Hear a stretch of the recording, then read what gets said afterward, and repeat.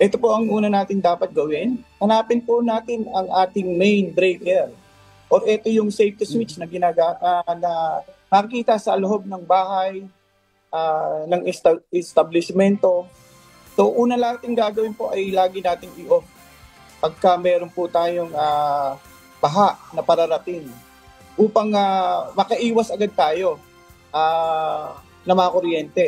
Pangalawa, itaas agad natin yung mga gamit natin, lalo na yung sa mga bahay na alam naman natin na pag panahon ng tag-ulan, nagkakaroon ng tubig yung loob ng bahay nila. So itaas natin yung mga TV, ref, rice cooker, so lahat ng mga bagay.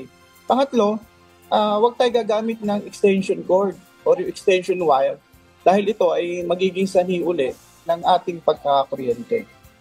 Pagka panahon po ng ulan or bagyo, malakas ang hangin, iiwas po tayong lumapit sa anumang poste ng kuryente.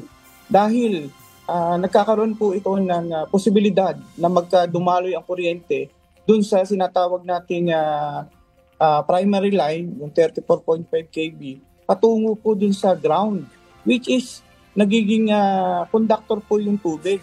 So pwede po tayong makakuryente doon nang hindi natin nalalaman.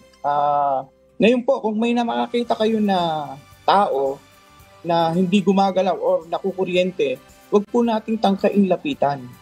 Tayo po ay lumayo at tumawag po tayo sa camera. So ganito po ang ating gagawin pag po tayo binaha, especially na nawalan tayo ng kuryente.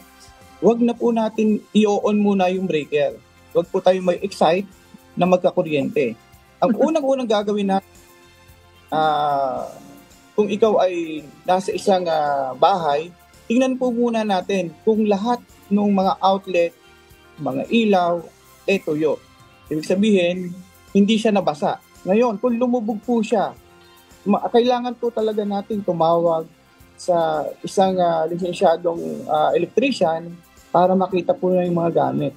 Hindi po kasi ito basta-basta. Ito po ay dapat may talagang kaalaman.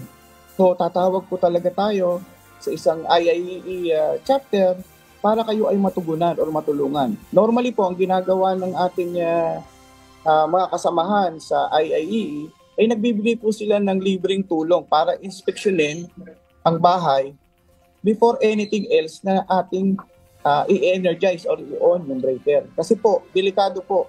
May mga insidente po tayo na pagkagaling sa baha, inon, yun, nagkaroon po ng sunog at nagkaroon po ng iba naman na kuryente dahil po yung loob ng mga saksakan natin na nababad sa baha ay may tubig pa po. So again, kagaya na nabanggit ko po, pag may tubig po yun, parang may heater. Pakukuluin niya yung tubig, yung konting tubig dun sa outlet natin, and then it will make, pag natuyo na dahil kumukulo siya, mag-i-steam, mag-i-smoke, then magkakaroon po tayo ng sunog. If you liked or learned from this video, please click subscribe.